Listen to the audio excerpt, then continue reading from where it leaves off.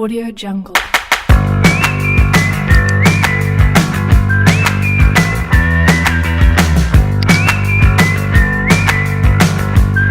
Jungle.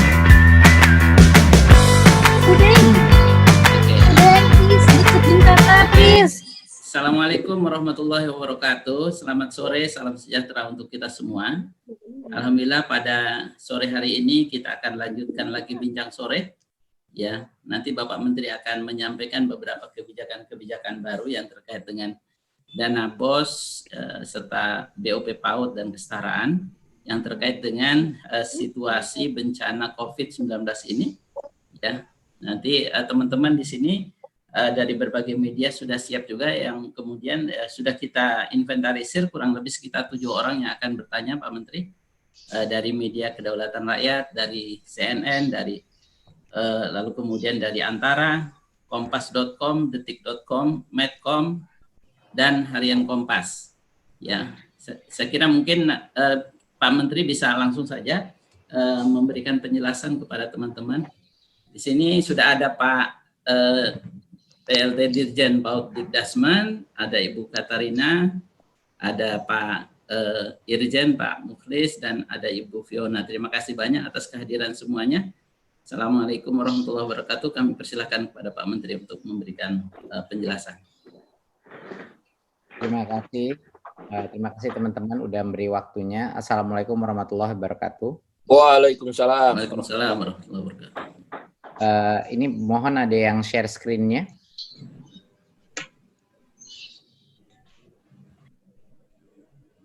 Mas Seno. Baik, Pak. Jadi konteks untuk hari ini adalah karena banyaknya seperti yang waktu kita press conference kemarin, karena ada berbagai macam kondisi yang sudah berubah dengan COVID-19 ini, di mana kebutuhan pembelajaran daring atau online itu menjadi lebih besar, dan juga ada berbagai macam kondisi ekonomi yang sudah lebih mendesak bagi banyak sekali teman-teman kita seperti guru honorer maupun juga kebutuhan data atau kuota daripada murid-murid dan orang tua yang ingin belajar daring, maka kita melakukan revisi permen kita dan ada beberapa hal yang akan kita share. Ini saya saja yang share screen-nya, nggak apa-apa. Oh, sudah, oke. Ya, bisa ke screen yang sebelumnya. Ya, terima kasih. Jadinya pertama kita akan membicarakan apa perubahan atau peningkatan fleksibilitas penggunaan dana BOS dalam masa darurat COVID-19 ini. Ya, satu sekarang topiknya mengenai yang pembayaran honor. Ya.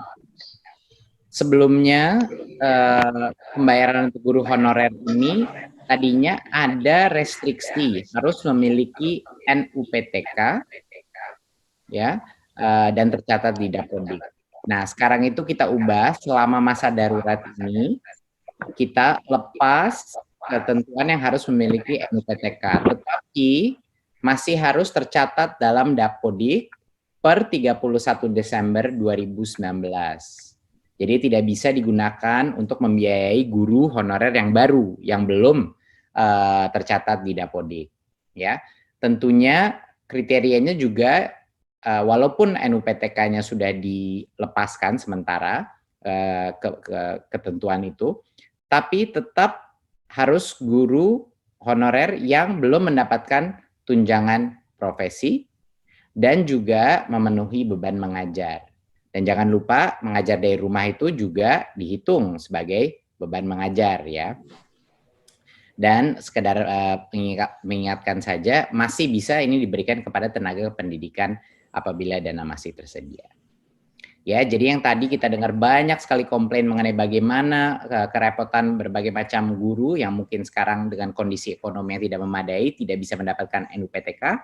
Kita lepaskan constraint ini sementara. Ya, ini sementara karena krisis ekonomi dan krisis kesehatan, dan tapi masih harus tercatat dalam Dapodik. Sekarang dana BOS bisa diberikan sebagai honor untuk guru honorer, tidak harus memiliki NUPTK sementara.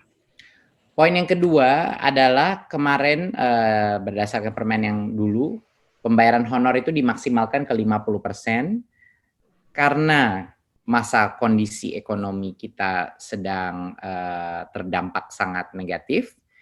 Kita melepaskan ketentuan ini dan memberikan kepala sekolah kebebasan untuk menggunakan apa yang dia butuhkan untuk honor guru honorer. Jadinya sudah tidak ada lagi pembatasan maksimal 50%.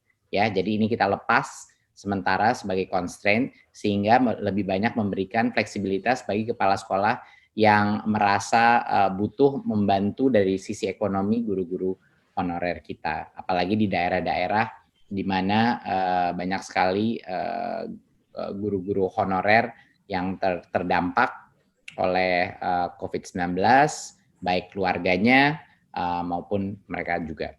Jadi ini akan membantu memberikan fleksibilitas untuk memastikan bahwa ada cara untuk memastikan kesejahteraan guru-guru honorer kita selama masa krisis ini.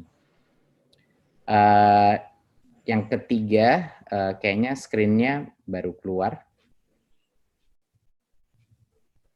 Bisa dikembalikan screen-nya.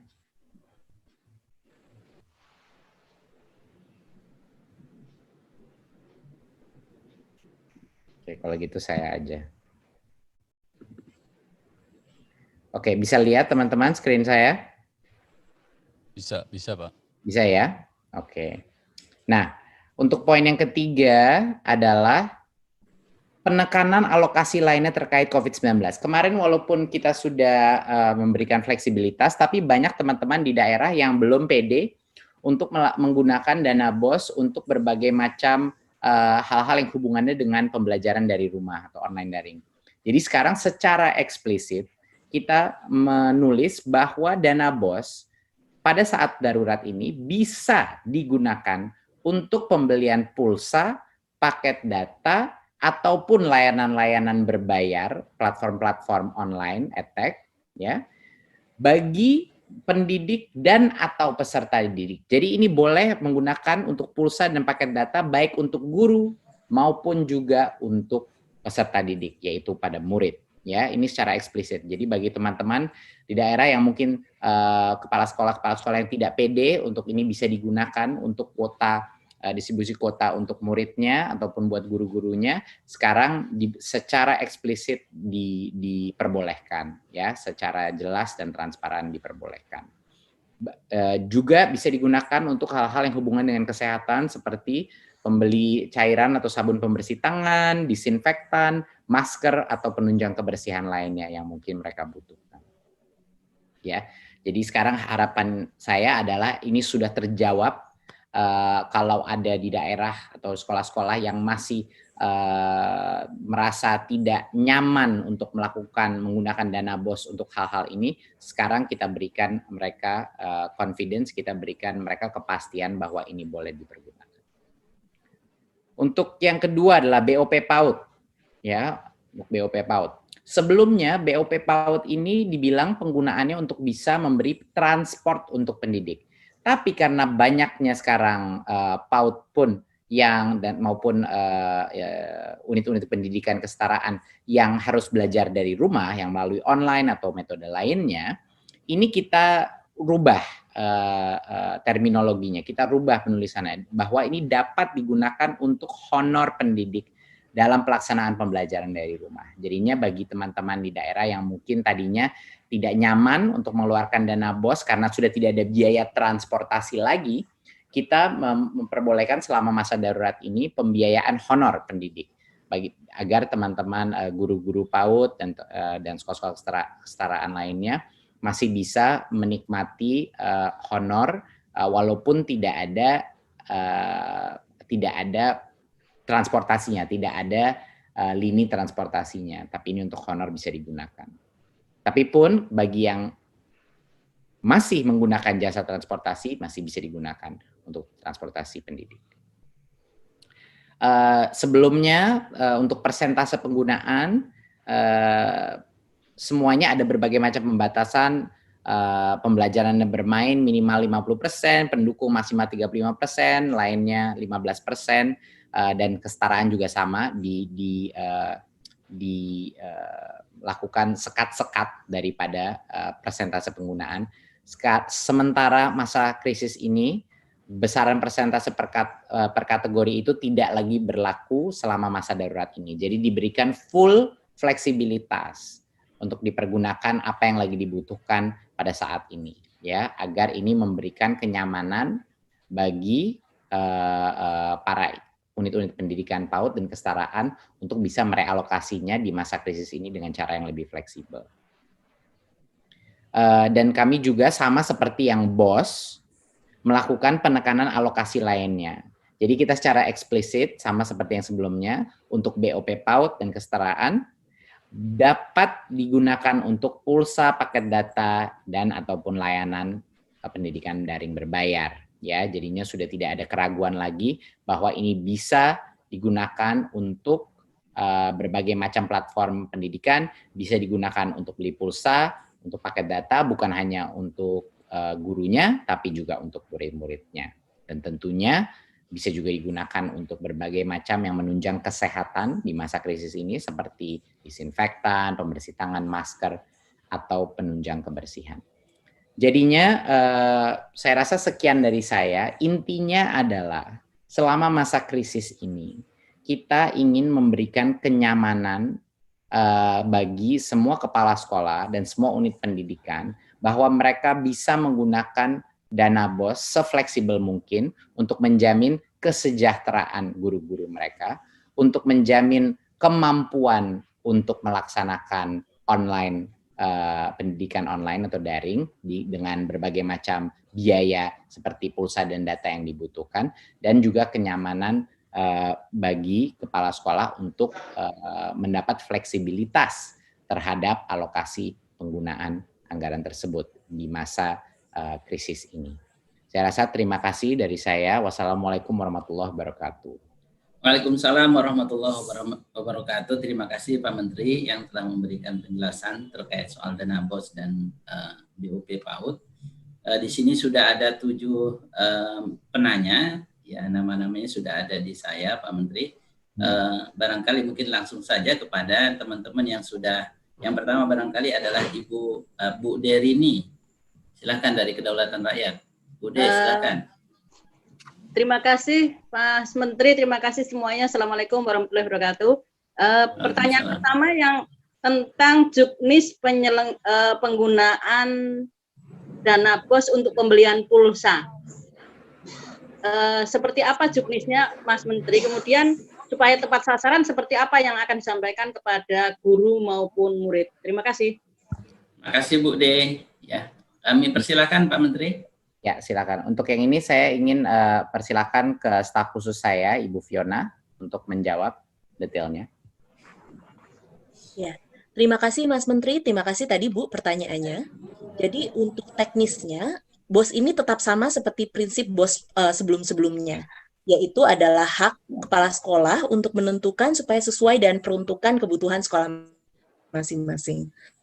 Jadi secara teknis, kepala sekolah bisa menyesuaikan, namun kita buat secara eksplisit bahwa itu termasuk dalam peruntukan yang diperbolehkan. Seperti itu. Tapi apakah dipakai atau tidak, itu tergantung kebutuhan masing-masing sekolah yang hanya bisa ditentukan oleh kepala sekolah. Begitu kira-kira. Terima kasih. Ya. Jadi mohon semua pertanyaan mengenai juknis sudah terjawab ya. Udah nggak ada juknisnya. Jadi untuk selama krisis ini maksimum fleksibilitas dan kita berikan secara eksplisit butir-butir penganggaran yang boleh dilakukan untuk dana BOS yang hubungannya dengan kesehatan ataupun kuota, pulsa, dan online learning. Ya, berikutnya. Ya, terima kasih Bu De. Ya. Supaya tepat sasaran mungkin Mas Menteri bisa sampaikan seperti apa nanti prakteknya di lapangan. Saya kurang mengerti pertanyaannya karena supaya tepat sasaran sampai ke yang membutuhkan. Boleh saya izin Mas Menteri menambahkan? Ya. Jadi BOS ini kan tidak ada perubahan Bu. Jadi BOS ini alokasinya per siswa per sekolah. Jadi dari segi itu tidak ada perubahan sama sekali. Jadi apakah sampai tepat sasaran atau tidak? Saya rasa tentunya sudah sampai tepat sasaran ya. Karena itu kan merupakan hak masing-masing sekolah. Jadi dari situ tidak ada perubahan. Satu-satunya perubahan yang kita lakukan adalah mengeksplisitkan bahwa ini boleh dipergunakan untuk peruntukan tersebut gitu. Tapi menggunakannya bagaimana kembali lagi ke kepala sekolah. Itu memang mekanisme BOS kan seperti itu. Ya, masalahnya Bu, di lapangan banyak kepala sekolah tidak pede untuk melakukan pembiayaan-pembiayaan seperti kuota dan lainnya karena tidak tertulis secara eksplisit di permennya. Itu yang kita dukung dengan memberikan secara eksplisit apa saja yang boleh dibeli. Ya, terima kasih. Mohon bicara, Pak. Terima kasih ya. Langsung Mbak halo Mbak Fei ya, yang sudah tercatat namanya Mbak Fei, kami persilakan Mbak Fei. Mumpung tersangkut, ada sangkut pautnya Pak Ade, bisa nggak saya? Ini dari siapa? Dari siapa? Weni Sinar Harapan. Sebentar Mbak, nanti Oke. mungkin dalam itu nanti ada penjelasan yang lain. Yang sudah ini ya dari Mbak Fei aja dulu Mbak. Silakan Mbak Fei. Izin Pak Ade, ini saya belakangnya backgroundnya ada suara azan, kedengaran nggak Pak? Ganggu nggak Pak? Kedengaran. Ya. Ganggu nggak Pak tapi? Enggak. Silakan. Oh enggak ya, Langsung oke. aja. Saya lanjut aja kalau gitu ya Pak. Mungkin pertanyaannya lebih ke ini, kemarin itu sempat ada pernyataan dari anggota DPR yang mempertanyakan terkait pemotongan BOS ya Mas Menteri, terkait pemotongan BOS yang tadinya 54,3 triliun jadi 53,4 triliun.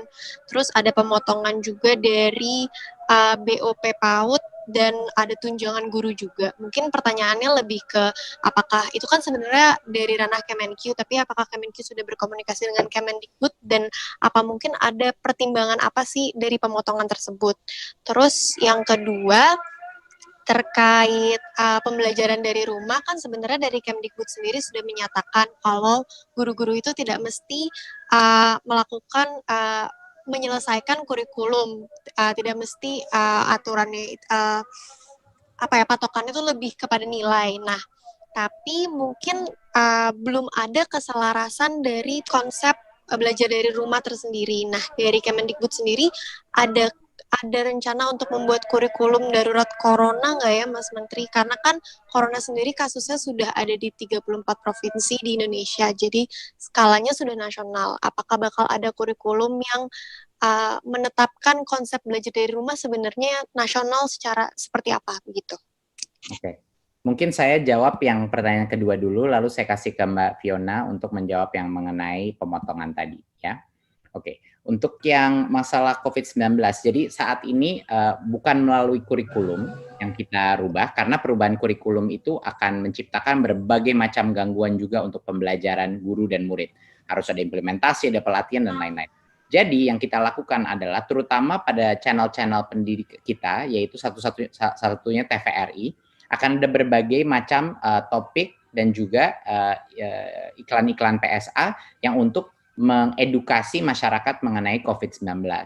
Bahkan hari ini akan keluar beberapa pesan-pesan tersebut untuk meningkatkan wawasan masyarakat mengenai penanganan COVID. Ya, jadinya itu yang akan kita lakukan. Jadi bukan melalui perubahan kurikulum yang akan melalui berbagai macam proses yang malah akan memberatkan guru-guru dan lain-lain, tapi dengan butir-butir informasi dan komunikasi yang kita sebarkan melalui dinas, melalui TVRI, dan juga melalui TV siaran lainnya, channel lainnya.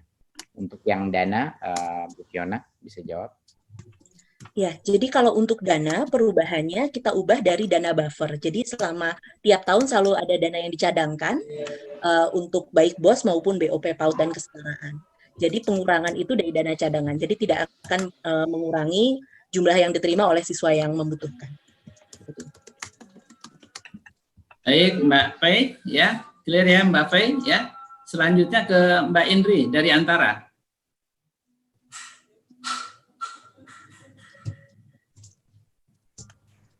Mbak Indri, ya silakan. Ya Pak Menteri, terkait sekolah yang lebih banyak guru honorernya dibandingkan siswanya, itu bagaimana nanti Pak Menteri? Bagaimana Kepsek itu mengaturnya supaya dana BOS ini jangan cuma habis untuk gaji guru gitu. Terima kasih Pak. Ya, tentunya yang paling tahu kebutuhan sekolah dan relatif kebutuhan antara guru dan operasional sekolah itu adalah sekolahnya sendiri. Dan itulah makanya memang dari awal BOS itu adalah diskresinya kepala sekolah. Ya, jadi baik kepala sekolah itu kan prosesnya mereka harus berkonsultasi dengan organisasi orang tua yang ada di dalam sekolahnya ya, konsulnya.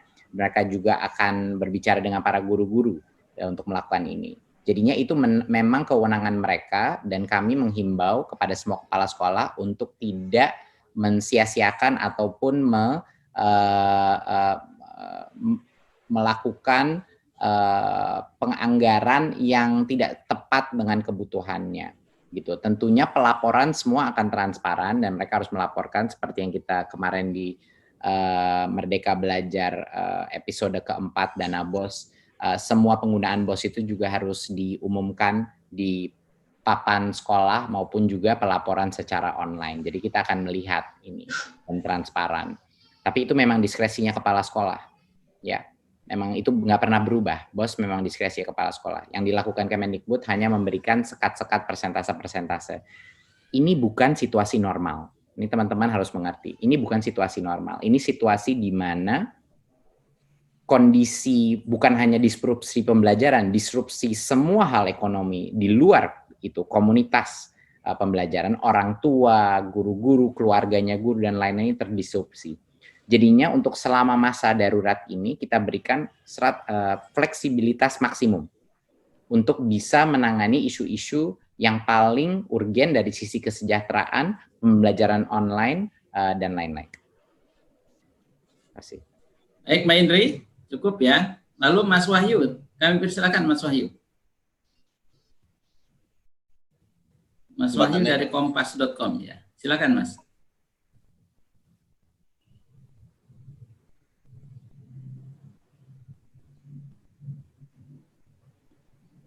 Halo, selamat sore. Sore. Oh iya, terima kasih Mas Menteri kesempatannya. Saya cuma ingin memastikan nih untuk yang dana BOS dan BOP, apakah ini jumlah besarannya masih tetap sama? Itu yang nomor satu. Yang kedua sih ingin bertanya tentang yang belajar dari rumah. Ini kan kemarin kan ada survei dari Kementerian PPA kan, ada menunjukkan 58% itu siswa tidak senang ya. Ini kan juga sudah hampir sebulan ya dari kebijakan yang physical distancing